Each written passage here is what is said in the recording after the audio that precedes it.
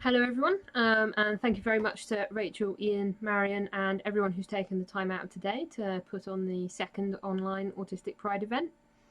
I'm Sarah McCulloch and I'm the director of the Autistic Empire. The Autistic Empire is an autistic social organisation built by and for autistic adults to form community based on autism as a civic identity and to provide practical tools and services for all autistic people. You can roll as a citizen and help build a community of autistic adults, creating a better world centred on our experiences as autistic people. We were founded in 2018 and are open to all autistic adults, and we have citizens all over the world. We do research, put on events, and try to create things autistic people need and like. We support autistic culture, autistic history, and autistic identity. I personally realised I was autistic when I was 19 in 2008. One of the things that I was often accused of when I started out on my autistic journey, and indeed that I'm accused of now, is, oh, you just think that everyone is autistic. And it's true, I think a lot of people are autistic, but what I've come to realise in the last 12 years is that a lot of people are autistic, especially my friends. It turns out that autistic people like hanging out with each other even if we have no idea that we're autistic. Everything in my life made more sense once I realised that I was autistic. I got to normalise things that stressed me out and make decisions and be clear in myself about what I could and couldn't do. It makes sense to me, for example, that I flip out when people cancel on me. If you cancel on me without a good reason, I will treat that as a resignation letter for our relationship and will most likely accept it. It's not something that I really have any control over and it's cost me a lot of people, but you know what? I am content with that. It's who I am as a person. The people who are in my life get that showing up is something that's very important to me, and they show up. I'm much happier for not pretending that I'm someone that I'm not, and not caring about things that I don't care about. I don't want to be neurotypical, any more than I want to be straight. They can't fix their own printers. They don't like facts. They insist on wearing certain clothes because they saw the Duchess of Cambridge wearing them. Neurotypical people are really weird. I wrote an article for a now defunct website in 2012 about the reality of life as an autistic person that I'd like to read an extract from. Imagine you've gone to a different country, one where people who speak your language, but the way they live their lives is completely different to how you do it. Anytime you ask someone a question, like what sort of currency they use or what public transport is available, they look at you like you're crazy and tell you that you should already know. Worse, every so often, others will tease you and point you out to other people as someone who doesn't get the simplest things. Angry, frustrated, and confused, you give up asking questions and try to avoid having to speak to anyone about things you don't understand. You try to work out what's going on by watching the other people around you and trying to copy what you see for the duration of your stay. Now imagine that you are autistic, that country is your society, and the duration of your stay is the rest of your life. That is the reality for autistic people.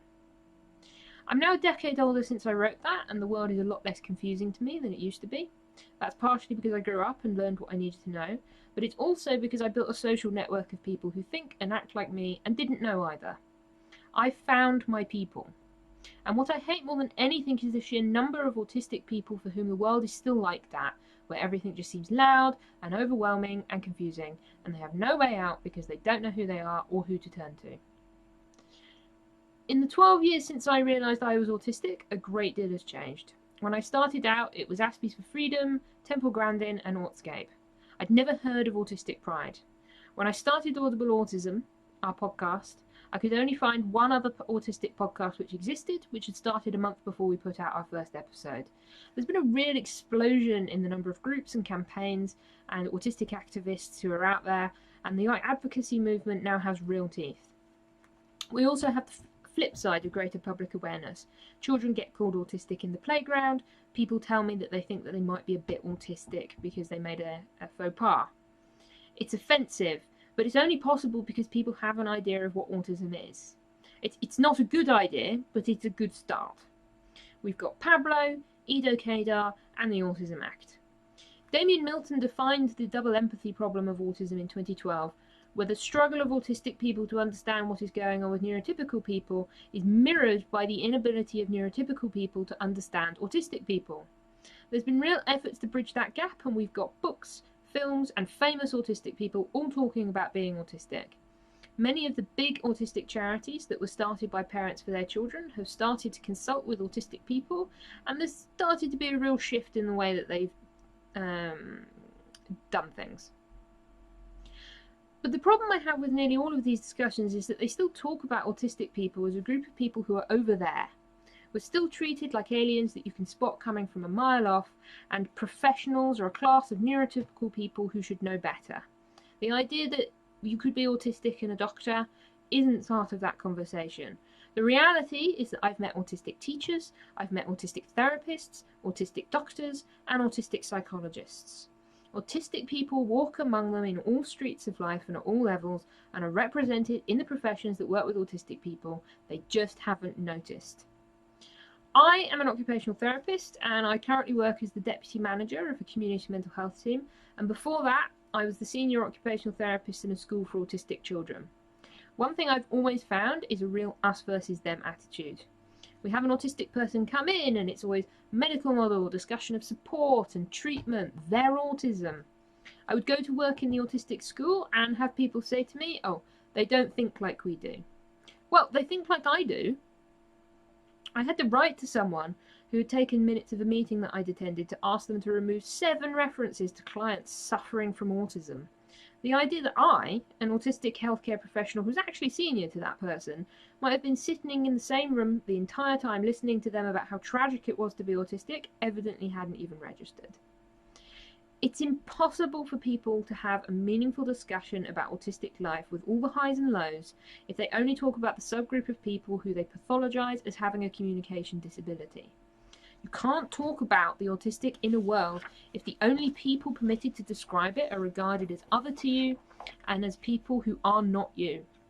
Partly that's because it's harmful to imagine that autistic people are all disempowered children, but also, and most significantly, because it's impossible to imagine an autistic person who might be you.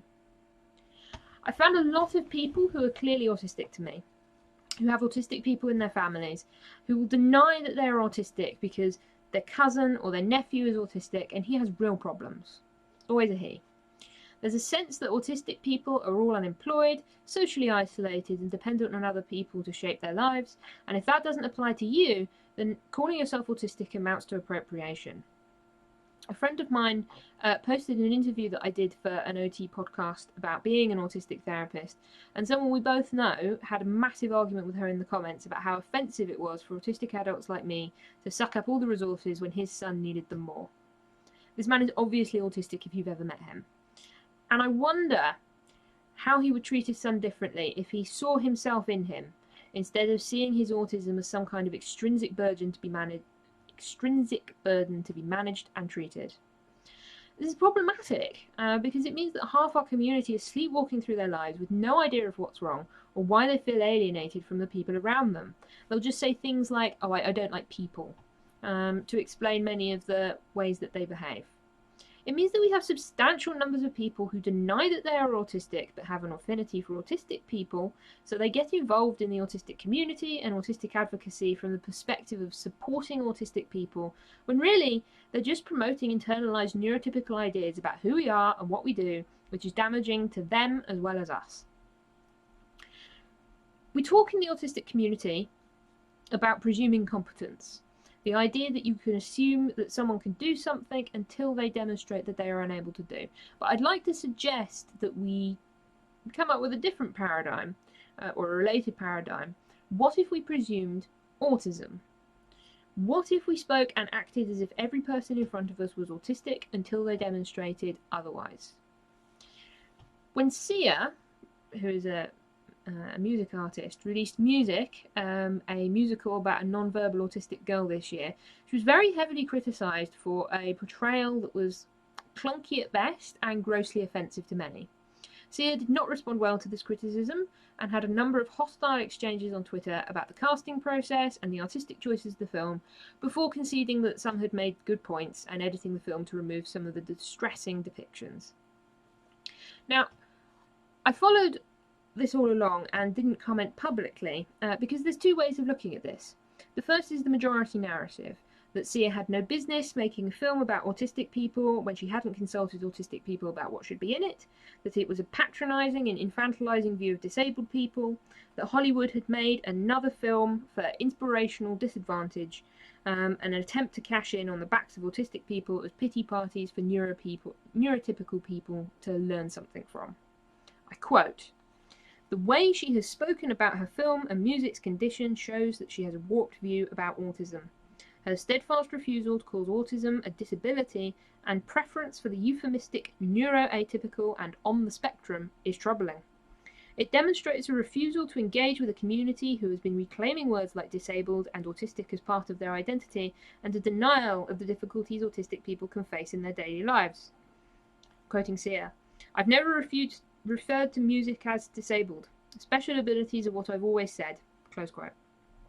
May sound like an attempt not to stigmatise her protagonist, but by cloaking autism in euphemisms and attempts to distract from the challenges it poses, she erases both the existence of autistic people without so-called special abilities and those who have suffered because of their disability.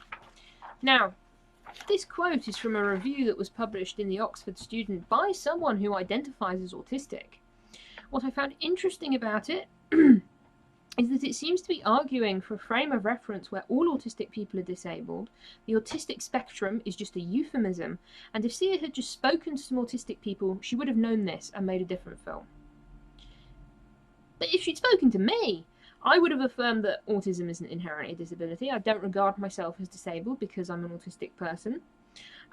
I do regard the autistic spectrum as a reality and a meaningful description of our experience, and that is reflected in the medical term autistic spectrum disorder.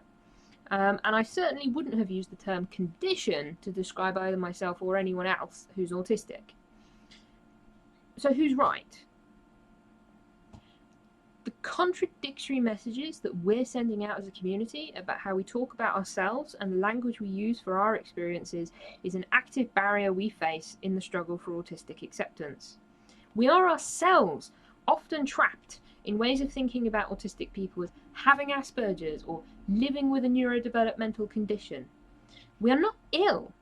We've been put in this position by a society that developed this framework and language whilst groping around in the dark about what it really means to be autistic, drawn from a small subsample of autistic people that they had access to. And it's on us, the entire autistic community, to break out of it. So that was the majority narrative of the film. But what I would like to suggest is, what if we shifted our perception and saw Sia as an autistic person who felt some kind of kinship with the identified autistic people in her life, and made a film about being autistic that reflected all of the contradictory, medicalized, pathological framing and languages that professionals use about us, and autistic people often use about themselves, and then had a meltdown when publicly criticized for it. How would we have treated her then? How differently would we treat parents who make appalling statements about their autistic children if we presumed that they were autistic? Autism is genetic. Their kids got it from somewhere. Chances are quite likely that one or both parents were autistic, which we can also gather from the huge numbers of people who are realizing that they're autistic in their 30s, 40s, 50s as a result of their children being diagnosed. How many angry conversations on social media could be averted if we approached them as if we were talking to an unidentified autistic person with internalized aspiphobia and a mess of conflicting ideas about what autism is that's based on what they read? Now, I say this, I don't want to say that Sia definitely is or is not autistic because I've never met her. But it is clear to me that many of the people who take an interest in being autistic are autistic themselves. And I want us as a community to challenge people who say, oh, I'm a bit autistic, or I'm not autistic, but I really like autistic people, or presume to speak on our behalf, to ask themselves why they think they know us so well, and whether the reason that they like us so much is because they are us. Maybe we have something to teach them about themselves. And we need their knowledge, we need their voice, we need their experience, and we need their money. And they need their people. One of the most powerful ways in which LGBT people have liberated ourselves in the last 50 years is by coming out and living our lives openly as LGBT people. When I was newly out as a teenager, I once found a sticker on the back of a toilet door that says, "Every day you wake up alive and relatively happy, you are committing a rebellious act. You, as an alive and functioning queer, are revolutionary." It was very powerful to me as a baby queer, who still had long hair, and I still broke out in a cold sweat every time I told someone that I was LGBT. That quote is actually from a manifesto that was published by ACT UP in the 1980s, when it truly was revolutionary to exist as an LGBT person in America. The World Health Organization only removed being gay as a mental disorder in 1992, which is in my lifetime. It's absolutely ridiculous. The biggest shift in public perception of LGBT people and the rise in public support for our rights was as a result of ordinary people, their brothers, their mothers, their siblings, their scout leaders and their priests, all coming out and saying, "This is me. I'm one of them." It prompted so many people seeing gay people getting on with their lives to realise that actually this wasn't so bad. Now we get to have arguments about whether Facebook should be sending contingents to Pride and Starbucks should be painting their logo in rainbow colours. What I find extraordinary about this public discourse is just how far we've come. That we're even having this conversation 6 years after same-sex marriage was legalised in my country. It underlines how powerful and how effective living your life openly and in public has been in liberating us from stereotypes and ignorance. We've moved from you or me to you and me to you are me, which is the most profound expression of equality. And now we have to do the same thing for being autistic. Autistic pride is one of the ways that we can do that. Doing the dishes and mowing the lawn where other people can see us being autistic is another. There's one message that I give to anyone who has recently discovered that they're autistic. Welcome to your tribe. The day that you realise you are autistic is one of the greatest days of your life. You don't have to pretend anymore, and you get to not get the joke. Because they're not actually that funny. There's a great video of Will Wheaton, who is an actor on Star Trek, who was asked to record a message about being a nerd for a fan's child. You can find it on YouTube, just Google it. It's really worth watching in full. But there's a bit that I particularly liked that I think is quite powerful if you swap out the word nerd for autistic. Although, practically speaking, they're largely the same thing for many people. So, there's going to be a thing in your life that you love. I don't know what it's going to be. It might be sports, or science, or reading, or telling stories. It doesn't matter what it is. The way you love that thing and how you find other people who love it the way you do is what makes being autistic awesome. Some of us love Game of Thrones while others love Star Trek or Star Wars. But we all love these things so much that we travel thousands of miles to be around people who love the things that we love the way that we love them. That's why being autistic is awesome. Don't let anyone tell you that the thing that you love is a thing that you can't love. Don't let anyone ever tell you you can't love that. That's not for you. You find the things that you love and you love them the most that you can. Autistic people have so much to give. We built the bridges, we put people in space, we made some of the best films that have ever been written. We do things differently, and because we do them differently, we get to do them better. Humanity cannot exist without us fixing their printers and designing systems to keep them safe. I know few autistic people who, if asked a factual question they don't know the answer to, won't go off, find it out, and come back with references and links to further information. All that information then gets stored away for the next person. Autistic people are dedicated to everything that we enjoy, including people. If we like you, you won't find a more devoted and faithful friend or lover. Tell us exactly what you want in plain language and you will probably get it. Now, having said all of this, I'm not going to pretend that life as an autistic person is endlessly fabulous and filled with legendary Pokemon, because it's not. We are a minority in a society that does not understand us, that has many people in it who hate us and would rather we didn't exist. We have some real problems, both physical and emotional, that we have to work on solutions to. We have a poorly understood neurology that science is only just starting to look into. But all of that gets so much easier once you understand why you are the way you are and where you belong. It's easier to solve a problem together. I march in Gay Pride every year, and someone once said to me, I don't really like the idea of parading down a street for people to look at me. I feel exposed. What I said to them and what I say to everyone who says this is, it's not for me, it's for the people watching. You don't know who is going to find you inspiring. Now, I'm Jewish, and I always wear a kippah at Pride to broadcast that fact. And the last time that I got to go in person, I heard someone in the crowd shout at their friend to come and look. There was a Jewish woman marching in the Pride parade wearing a kippah. I think they took a photo. That's someone who now knows that LGBT Jews are happy and proud of who they are and don't see a contradiction between their religion and their sexuality. I don't know whether they were LGBT, I don't know whether they were Jewish, I don't know whether they were a gay Jew, but someone learned something that day. Pride is not for the people who organise it, it's for the people watching. To see people who are loud and proud and can speak for themselves. Pride events show off the full spectrum of the community, who we are, what we can do, and how we live our lives. You can't keep imagining that all autistic people are children when you see an autistic adult. You can't feel like you're the only autistic person on earth if you attend an event where everyone is like you. It's so much harder to hate yourself for being autistic if you are surrounded by people who love it. That's why we have Black Pride, it's why we have Gay Pride, it's why we have Mad Pride, and it's why we have Autistic Pride. We can show that we love ourselves and that we understand each other, even if the world doesn't.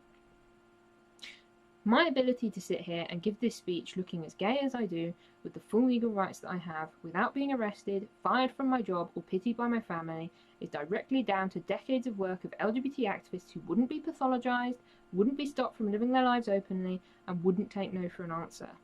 That work continues around the world to liberate every queer from every closet, and that's what we have to do next for the autistic community. So please, be yourself, own it, talk about it, make memes about it, prove that we are more than a collection of labels, that we are a community, that we are one people, and that we will not leave anyone behind. Come out, wherever you are, and prove that you, as an alive and functioning autistic person, are revolutionary. 1 in 59 is not enough. Recruit, recruit, recruit. I'd like to finish with a poem that I wrote for a friend who had accepted that he was autistic after a long journey. This poem is written on the citizenship certificate of every citizen of the Autistic Empire. To regard the world as it is. To feel, hear, smell, taste, and see our surroundings with such intensity that sometimes it is unbearable. To take pleasure in simple things over and over again. To love deeply, loudly, and silently. To insist on a logical, reasoned approach. To build better systems, from spaceships to squeezing toothpaste. To know that the way we think is not a deformed process, but another system altogether. To cherish fact and share only the truth. To break silences and unquestioned traditions, to ask why. To face the rejection of those who hate that we do this. That we may not speak does not mean we have nothing to say. That we are different does not mean that we are less. That humanity cannot progress without having us on the journey. This is our world, and it is yours. Happy Pride, everyone, and thank you very much for listening.